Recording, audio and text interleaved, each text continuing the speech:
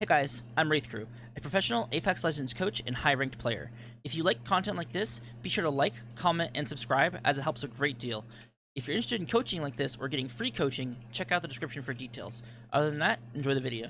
Highest damage, 3 off of 3k. I saw that when you first booked and I'm like, oh my god, I'm so sorry. That was a very disappointing day. When you're jumping, even if you're not jump master, it's important to look around. It's important to get a 360 view of where you are and where teams are. Because, like I said earlier, I want you to take more fights. I want you to fight more people. I want you to do more fights with people. So when you're looking around, you can kind of establish. So if we look at the map here, right? I don't think you open your map, but we can use the mini-map reference. So if you are looking right here, right, the dropship is gonna go like here, like this way. You fan out from here, from right here, and you fly. Let's use a different color. You're gonna fan out from here. You start here, fly over here, right? I want you to look where the other teams are going to go, because the other teams are probably going to spread out. There's probably going to be a shit ton of teams that go crash site.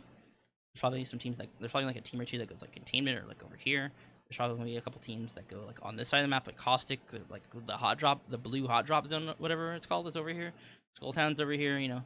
So when you are fighting or when you're dropping, I want you to look around look around you a lot as well, because this also establishes a general fight flow as well on a macro and micro scale. Macro scale being, hey, team crash site, team over here, team over here, team over here. So once we are done fighting here, we now know where to go. We can go, hey, let's go walk up artillery. Let's go walk over here. Let's go walk over here, you know? And this will get you on average. This is one of the biggest pieces of advice I give to people who are dropping like 16. That was the worst 6 I've ever drawn. Average 16, 17 kill games. Like, I can't get a 20, and I'm like, you have to actively prepare for where opponents are gonna go, where opponents are landing. Because if the zone closes something like this, and there's teams on like this side of the map, guess where they're gonna go? They're gonna walk up here. They're gonna walk over here. So you can like rotate this way and like wait and like find them over here, you know, and go fight them, and then go over here, fight the team rotating over here, and then walk up north and fight the teams over here, you know, things like that. Like the teams from north are gonna come down here, then boom, you now know where the highest amount of action is gonna be, where you can fight everybody at, you know. And this is all just determined from the dropship itself. Like this is establishing like a good game sense and how to fight people. And this is on the macro scale. I'll talk a little bit more micro scale here. So when you're landing here, I want to see, once again, turn around. You can get a good idea of where people are going. You can see where they're landing. You can be like, oh, there's a couple teams containment. Not anybody like crash site, so we can not worry about walking on that side of the map. We can see there's people landing over here, things like that. I just want you to look around and get information. Information is free. And you can also see how many teams are landing with you, so you can be like, especially in ranked. If you're struggling with ranked, do you look around more in ranked, or is this way more? And more? Yeah, I would assume so, but I also want you to do it in pubs. It's basically it's equally as important in pubs to take more fights. Right? You kind of do the you kind of flip this thing on its head, and instead of being like, oh, there's a lot of teams nearby, let's not fight. You kind of do the opposite. Like, there's a lot of teams here, now let's fight. You know, like let's do things like that in pubs. I want you to use pubs. I want you to treat the game mode basically separate, even though there's basically no difference between the two. Just treat pubs a lot more like, let's fight everybody imaginable. In ranked, it's like let's only take smart fights. So like here, you can if you're looking around, you're like, okay, team lands at this building, team lands at this building. Probably go fight this team first, or maybe even this team first if an opportunity presents itself, you know? You'd be like, hey, because if you fight this team first and this team comes in for the third, but like, I wouldn't worry too much about getting thirded in pubs, just kill this team and then kill that team.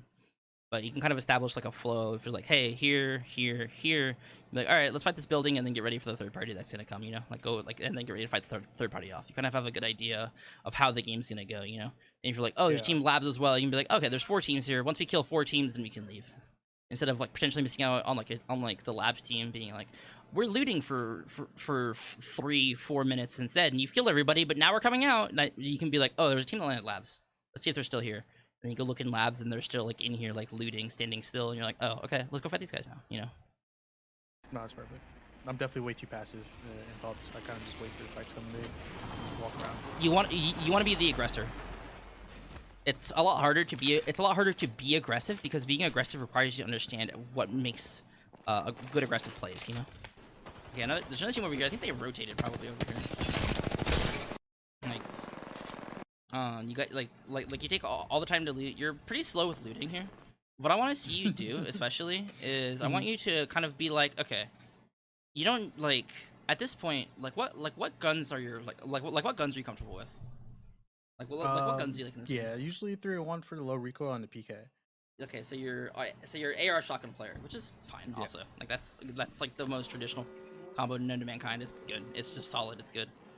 Um, Okay. when you are like looting in pubs, it's really important to not just over focus like loot and like because now at this point here, like you have what you realistically have what you need. You have gun, ammo for gun, gun number 2, ammo for gun number 2, 2 batteries, med kit, some cells, some syringes. I would just like at this point I would just say go fight somebody. You know, like Wow, go find okay. somebody else to fight. I wouldn't sit here and loot all this because you don't really need that loot in a pub. The point of pubs, or what I want you to do for pubs. What cat behind you? Hi, you want out?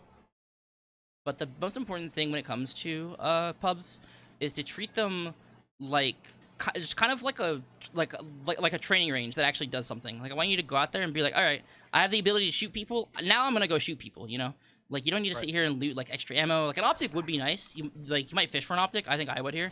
I would go to the explosive hold and look for an optic, and if there's not one, I wouldn't really stress it too much. I would just go like let's go fight somebody. Yeah, I don't know why I'm spending so long looking at stuff. It's fine. You'll get faster at looting once you have conscientious looting. I'll talk a little bit about that later. Like that beam again, solid. I don't even know how you saw the guy really. Yeah, seeing in this game is hard. And then Yeah, like this like, way blurry with this going on YouTube than it would be. fair. Yeah, fair. Like, solid beam. Like you're doing super good here. There's nothing individually wrong with how you like shoot people, which sounds silly. There's a guy below you. You heard him. You're gonna drop on him here. That guy's a down guy.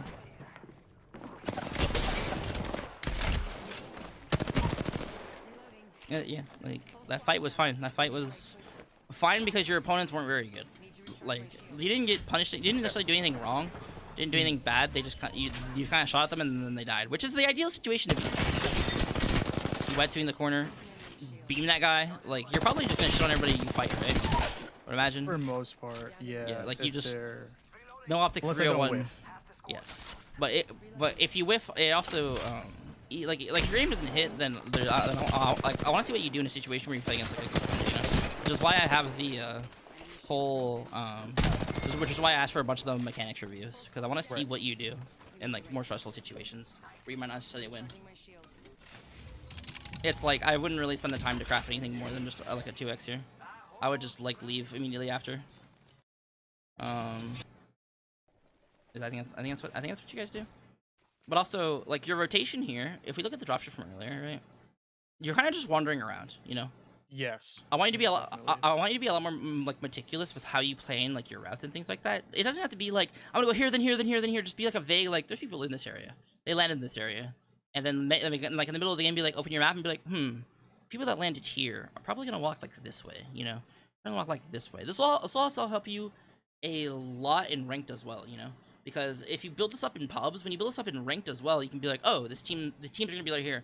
There's probably gonna be like 6 teams here. I'm not gonna walk over here, you know, because this is really dangerous. There's like there's gonna be a huge fight here. You can get involved if you want to, or you can be like, I want to play a little bit more safe. I'm like close to like diamond. I don't want to lose like this RP. I just want to get to diamond, be a little bit safe, you know, things like that. Like it's really it's just overall important to plan where you're gonna go because like I said, fight density is a really important tool for learning and understanding like how if the more people you fight, the more you can improve. Right. Yeah. 5 kills with 19 people left, 1k damage. This could very easily be like a 4k game. I could see this being a 4k game if you find if you find a bunch of people to fight.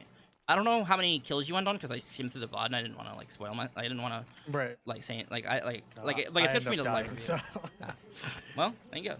And then we'll figure out why you die and everything like that as well. Yeah, I also watched it and it was depressing because I saw why I died for it, and we can talk when we get there. Yeah. Sorry.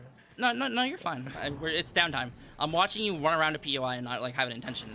Actually, the more time we talk, kind of solidifies the idea that you don't know where you're going. You know. No, yeah, my pathing is terrible. I never actually thought about that until today, about planning out a route. So when you approach this game in general, I want you to make sure that you once again, count your hot drops. Drop a little bit harder even, honestly, because you only fight like what 2 teams here, and one of them's kind of like a third party, I think, right? You fight like 2 teams here, one of them's kind of a third party, and you kind of just wander around. There's a couple teams here, and you play really passively. I want you to play a lot like faster. I want you to be uncomfortable. You know, I want you Mhm. I want you to play so fast that you're uncomfortable. That you're like, I'm just gonna push this guy, and you're like, I just died pushing this guy, and it's like, well, why did you die? Were you perhaps a little too aggressive? Were you not playing cover properly? Did you just go woo, woo, woo, woo, woo in the open and then die? You know, like did you just go YOLO Yeah. that guy and die? Like we have to make you uncomfortable to learn. You learn the best when you're uncomfortable. If you play safe and always play within your comfort zone, you're not gonna expand very much. We want to like if your comfort zone, like if this is your comfort zone and I'm telling you to play out here, you're like until you eventually build this around your comfort zone, and I'm like, all right, Mhm. and then you're like, oh, okay, so maybe now I can do this instead, and then boom, you build around, boom, I just kind of drew boobs, but like, oh well, but like you just kind of expand your like how you like grow as a player. You know, you grow more and more and Mhm. more and more uncomfortable, and the more uncomfortable you are, the better it is. You always want to put yourself in harder and harder situations until you feel like you have control over the situations, especially like and again, this is represented by fight density, because obviously there's gonna be fights where you just like go, I just shit on that team, they're all dead. But did you like learn a lot? No, that's more of an application of your raw skill, you know. And the more you can Right. apply your skill, the more you'll improve. Even if you absolutely just dumpster them, you might not learn a lot, but you are applying everything you have learned. It's a measure of your skill. And we want to have more times where you can test all of your skills in the toolbox. Because how many times were you really challenged? You know, like True, yeah, this was kind of like maybe twice. Like here you weren't challenged at all. It was you were like mouse control.exe, and then like let's see, like you were looting here, looting here, looting here. Were you really challenged both here? times was the octane that I had. There's one on the hill up there, and then the one by the truck was like Basically when you were it was challenged, right? too. Yeah, but actually was kind of low. Yeah, exactly. Yeah, you like that was risky, and then you see like I couldn't really break down a single one of those fights. I was just like mouse control's good. That's really it, you know. But since you took more fights, like if you didn't take this fight on the truck at all, I wouldn't really have an opportunity to be like, hey, you did wrong here, you know. You see that Right. this measure that the closer you are between you and your opponents, the more I have to break down. Like the smaller this gap is, the more I can break down and explain to you, you know. But the larger the gap is, I'm just like that guy. You just like shit on that guy, you know. Like there's not really much I can say about that. Like like this guy just walked in a straight line and you punish him for it. Like you did the exact perfect thing you were supposed to do here, you know. But if you push these teams and do things that are really like dangerous, especially in pubs, because if you go in pubs, I'm like, oh, you shouldn't have pushed that guy. You just died, and it's like, no, I'm gonna sit here and tell you why your mechanics should be better. Mechanics should be, or the pubs should be focused on improving your mechanics. If you really want to improve a lot, I think one of the best things you should do, especially, is maybe if your duo is comfortable with this, maybe you guys can duo no-fill trios, because then in every fight, you guys are at a disadvantage. You guys are 2v3ing everything instead of 2v2. Because if you're 2v2ing everything, you guys are always equal. You know, like Right. it's a lot harder to establish a problem or something that you need to overcome. You know, but if you're 2v3 every fight, you're always down. You are down the ultimate thing, which is a player. It is so difficult to bring a player back that that you want to try and even out this playing field, and this will force you to use things like really good mouse control. If you one clip somebody, boom, now it's a 2v2, but you've traded something for that. You've probably taken some damage. You've probably done something to get that knock, you know. And Mhm. now it's equal. Now this is like a test of your skill, you know.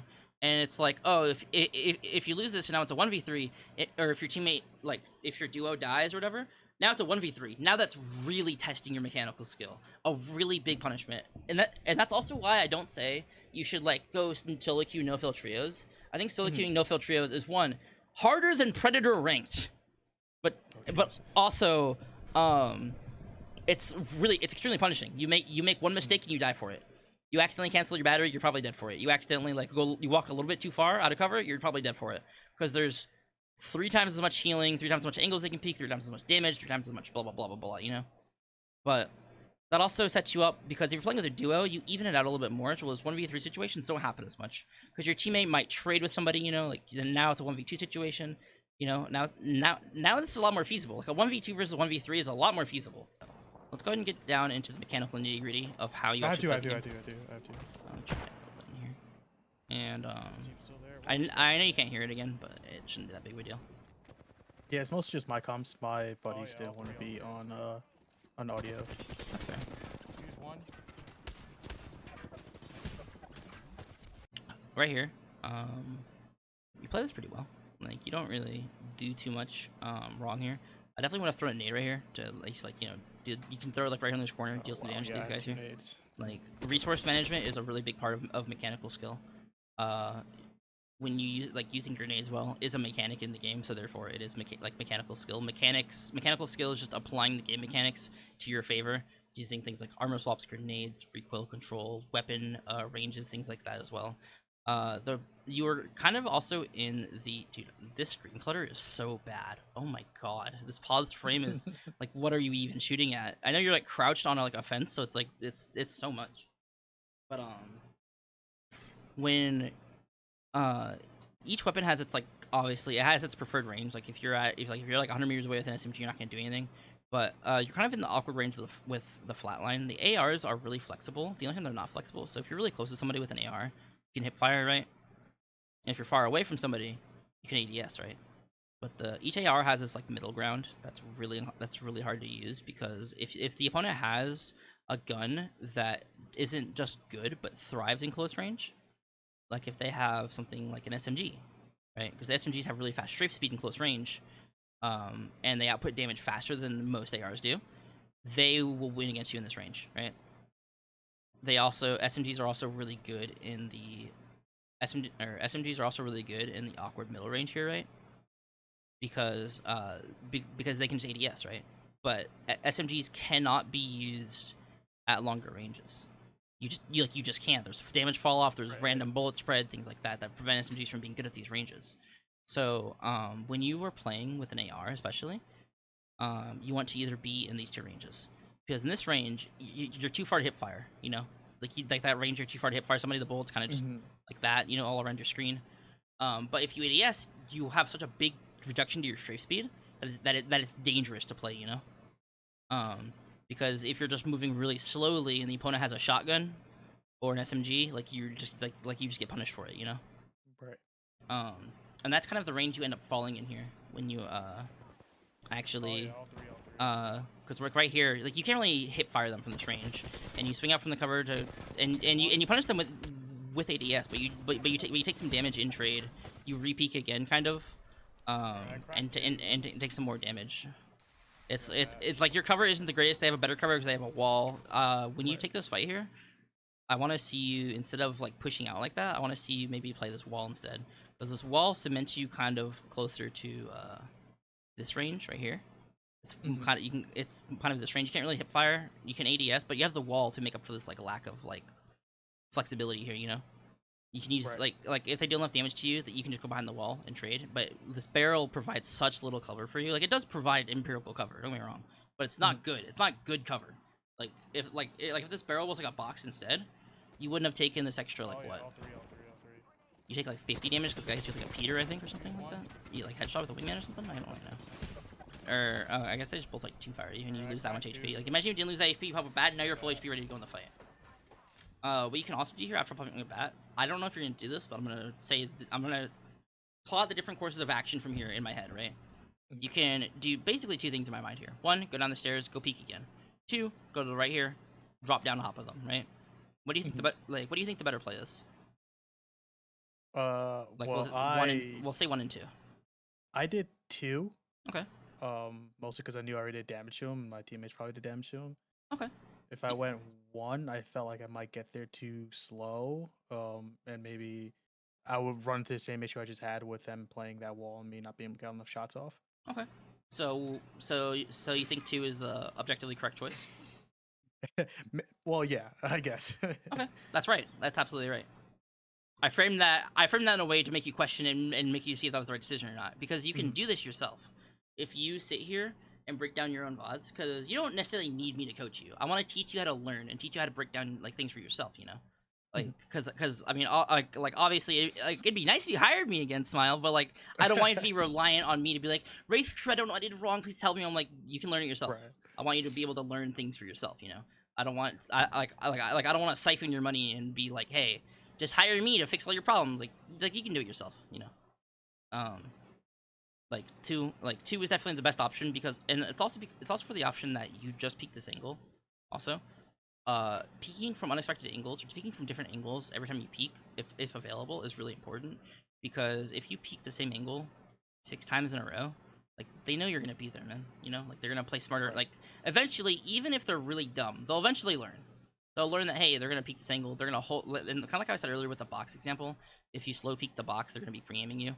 Even no matter how you swing this, if they're pre-aiming you, they have a natural advantage over you, because you have to react to where they are. They already know where you are. They're not reacting. They've predicted, and predicting when possible is better than reactiveness, because reactiveness requires the human brain to readjust and everything like that. But predicting, you've already like, okay, I've already established what they're gonna do. You know, Makes sense. so when they're predicting you and you're reacting, you're at the disadvantage unless there's a huge mechanical skill gap between you two and they just miss and you hit. So you want to try and peek unexpected angles so they can't predict what you're gonna do. You know. So alternator R9. Okay, Sentinel R9. Respect actually for the loadout.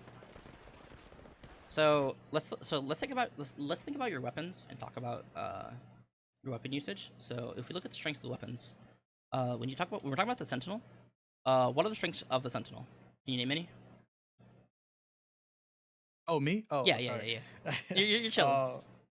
It's high damage, like a burst weapon. So high damage per shot. Well, I'll try high damage, but technically the term is like high damage per shot. So it's a very good like peek from cover weapon, go back and cover, peek from cover, go back and cover, you know, things like that. It's also really good Right. at initiating fights, because if you go into a fight. Oh wait, are you 3-stacking here also? Yes. Okay. Not like shaming you for it. I just wanted. It's just important for the. It's the context same. of the Yeah. clip. Yeah. Okay. Yeah. I played with these guys all last night, so they're Yeah, gonna that's be in all fine. the vids. Yeah, that's fine. So Sentinel is defined by really high damage, and it's really good for peeking.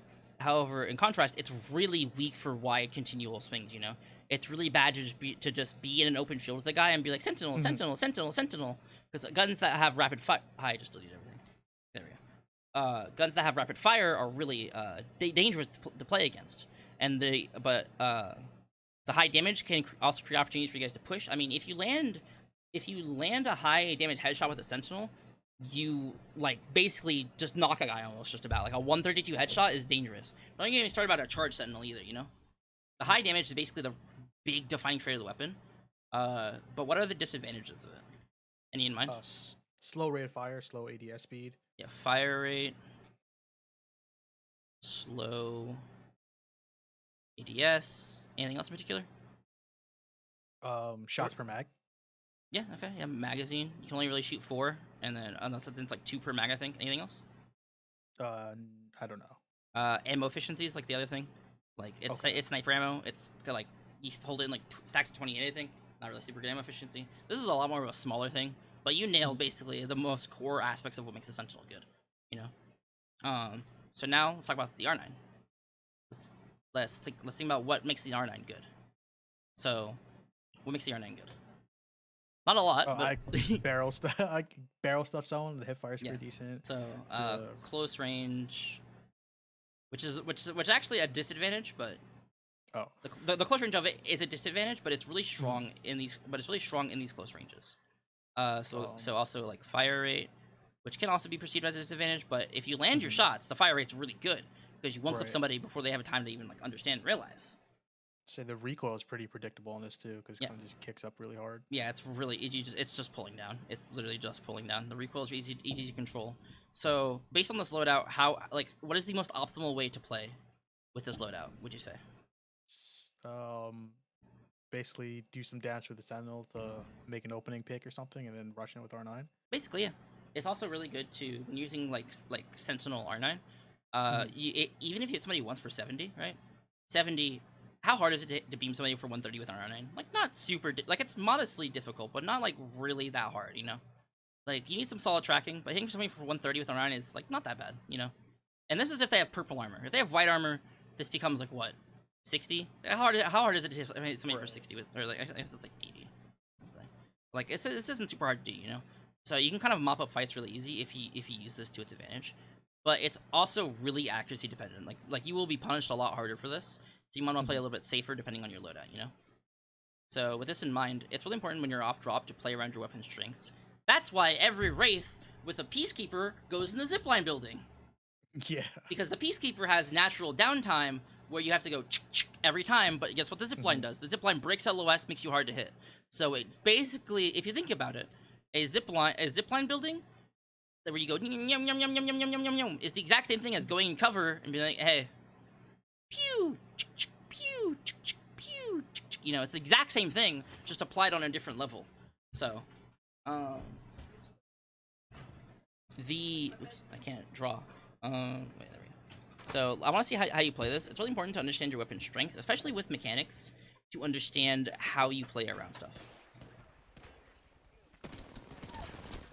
You mop that up, that's completely fine. Your teammate did damage to them. I'm sure your teammate calmed to that. The armor stop here? Perfect. Nading us. I want to see you try and use the sentinel here on this guy crossing, maybe? Oh, no, he's in your face. He's in your here, it's completely fine. Team doesn't. Think you ready? Oh, they closed the door on me. I'm so fucked. They closed the door on you, that's unfortunate, but I want to see you try and turn around here, maybe.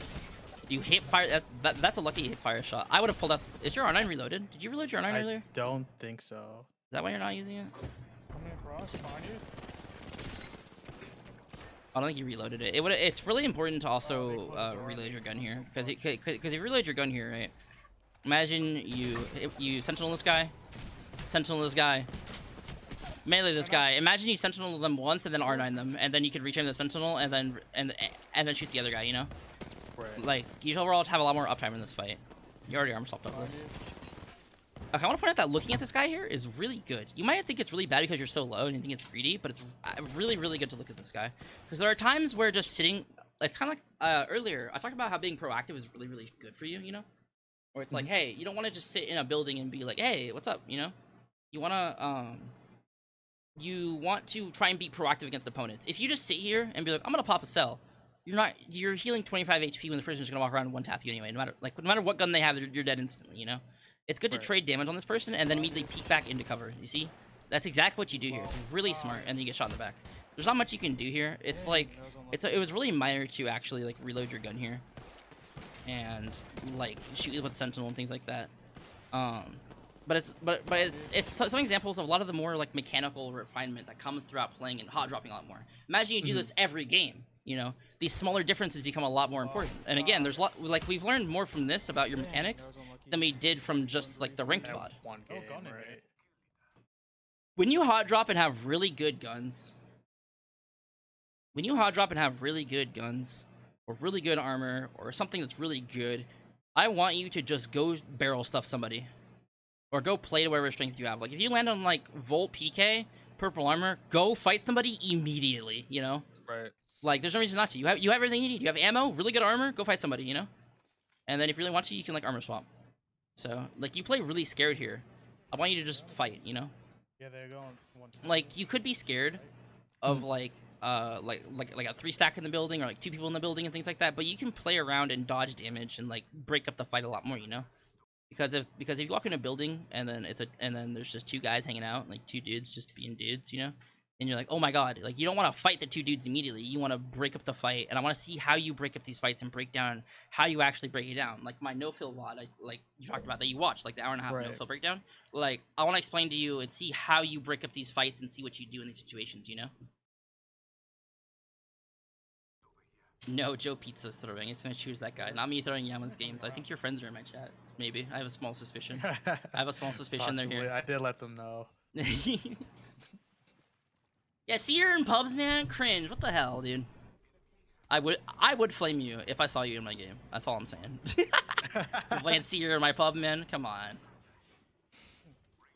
But okay. I'm gonna take a while, guys, and say that guy is gonna die to your team. Yeah, his buddy's here. Never mind. He fucking shit on your oct. Oh my god! You guys just got turned on. Okay, so let's take a look at this. 1v3. I don't know comms, but let's assume. Let's frame this in the perspective that you have no information. Okay? Because I don't know comms, but let's just frame this like this is the worst case scenario. You're in a 1v3. Your teammate might have traded damage here. I don't know comms on that, but let's treat it like it's solo queue. Your teammate might have traded damage. We don't know that. Let's treat it for like a raw 1v3. So when we're breaking down a fight where you're outnumbered, right? Let's take this number of opponents that there are versus you. So 1v3, they have 3 times as much damage, obviously because there's 3 people. They have 3 times as much damage, probably 3 times as much health. We'll take that as a vague estimator of it because you do have purple armor. They might have like all white, and technically you don't have 3 times as much, they don't have 3 times as much health, but like, you know, it's like 2.5 2 times at that rate, you know, something like that. Right. They can peek 3 times as many angles as you. They can shoot like they can do everything you could. They can heal 3 times as fast, you know, things like that. It's really important to understand that they can do everything you can do a lot better. So you have to win damage trades and things like that a lot cleaner. So let's say that this opponent here has white armor, right? So their total HP is 150. You, as a single player, have 200 HP because you have purple armor, right? If you are in a 1v1, so this is just a raw 1v1 situation, okay? If you take 100 damage and you deal 125, who wins this damage trade, right? Like you do. Like it's a 1v1. Yeah. You win the damage trade. They're almost knocked. You have immense threat generated from you, you know? But if we twist this on its head and we go, hey, now this is a 1v3, okay? Now we're gonna frame this in the perspective of a 1v3. Why is my dog going crazy out there? If we go, well, this is a 1v3. You deal 75 damage, but you take 50 damage. Was this damage trade worth it?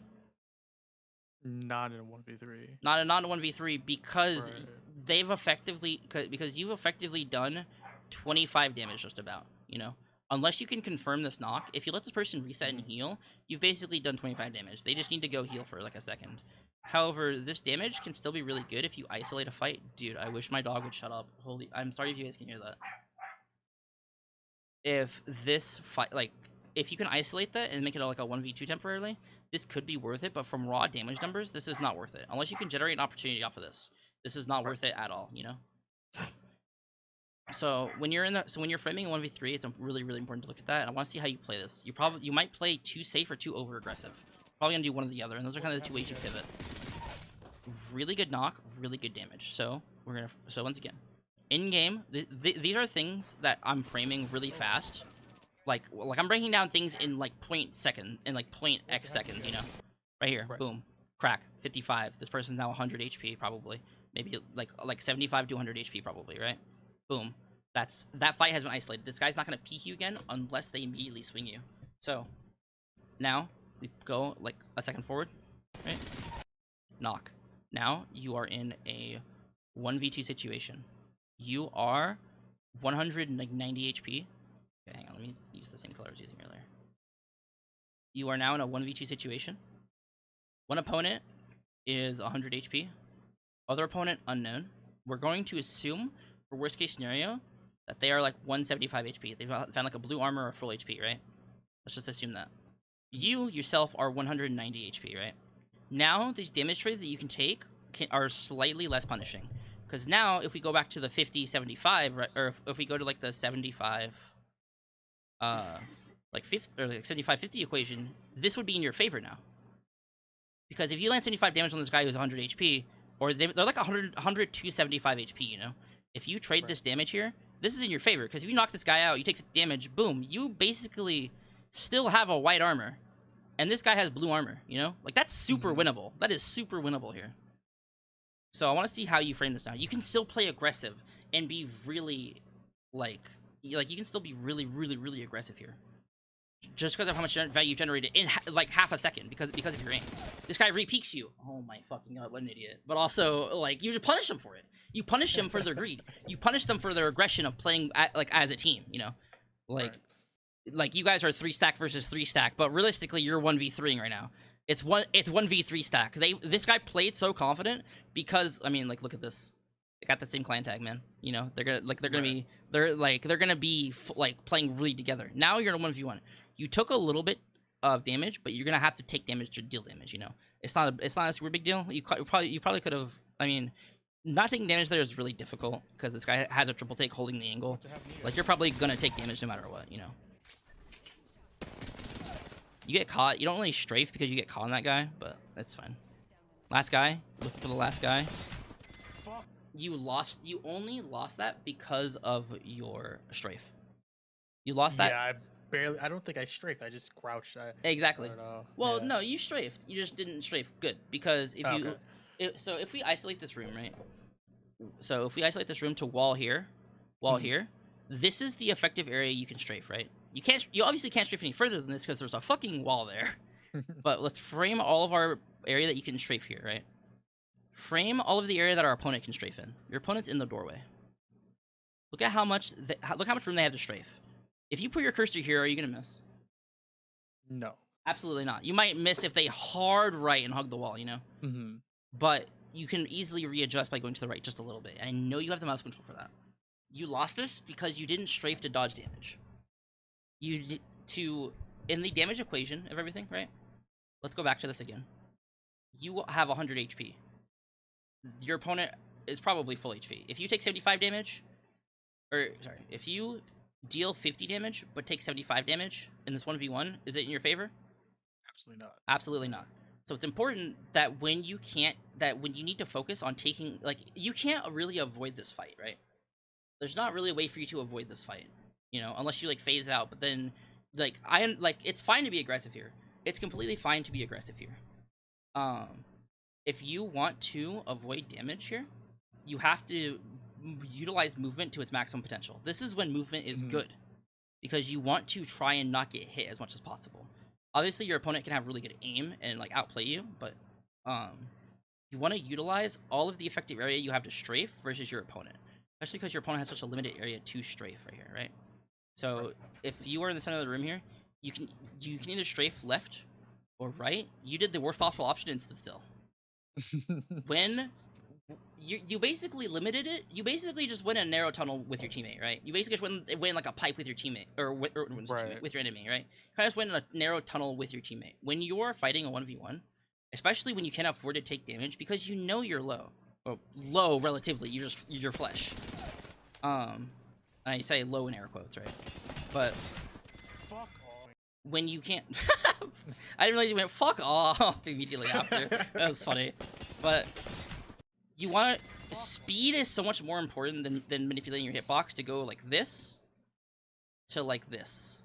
It's way more important to use speed than to shrink your hitbox, because speed requires your opponent to readjust to it and everything like that. You can shrink your hitbox when you're crouching, but it's typically better to go for just overall speed in general.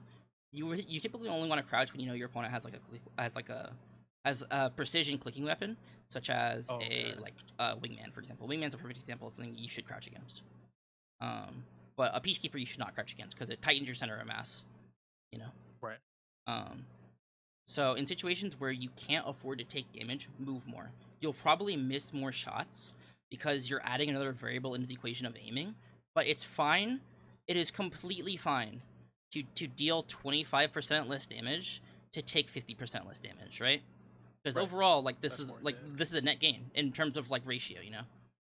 Like in damage to damage taken and damage received ratio, this is completely fine. It is not okay to deal 75% less damage to deal take 25% less damage. Like, this is not worth it ever. Just about, you know, unless you need to deal like 2 damage to the guy. Like, this is not fine. I have a clip. Actually, I think I actually have a clip of this. Here it is. Here, I'm landing off drop, right? And I hit this guy for 196. This guy's 4 HP, right? He's literally 4 HP. I can dodge as much damage as I want. I just need to hit him once. Like, literally just once. So, I'm gonna slide. This weapon is awful to hipfire here, but I want the speed. It's fine for me to miss these shots here, you know? I can hit him once, you know? It's fine for me to just go, like, full, like, use the speed from hipfiring to kill this guy, you know? It's like that's completely acceptable there, and that's a good example. Like, if you hit this guy like 96 flesh, you can totally just let a hipfire rip on this guy and maybe try and hit 1 bullet, you know? It's totally fine. Right. That's and someone asked for a tip on practicing strafing. A tip on practicing strafing, and this can apply to you as well. This isn't just for chat. This is good for you as well. Good tip for practicing strafing is to understand how far you can strafe and utilize it against your opponent, and how far they can strafe. Because if your opponent can only strafe a certain limited amount, play around that because this guy is ADSing in a doorway, so he can't move much. Utilize all the space you have against him. Try and strafe using the entire room when this guy can only strafe one area because it's not gonna be hard for you to hit him. That's the best way to strafe, and strafe in a way that will like fuck up your opponent's weapon particularly. Because if you move, like if you like, again, if you're like playing against like a triple take or a peacekeeper, you don't want to crouch. You want to do like really small movements to throw them off. Because if you just hold right, like if you're here and you hold right when they have a peacekeeper, they can just hit you once, twice, you're dead, right? But you want to throw off their aim. You want to throw off where they think you're gonna go. So it's really good when they have a peacekeeper triple take to change your position as much as possible. So go boom, boom, boom, boom, boom, boom, boom, boom, like that. You know, like against weapons.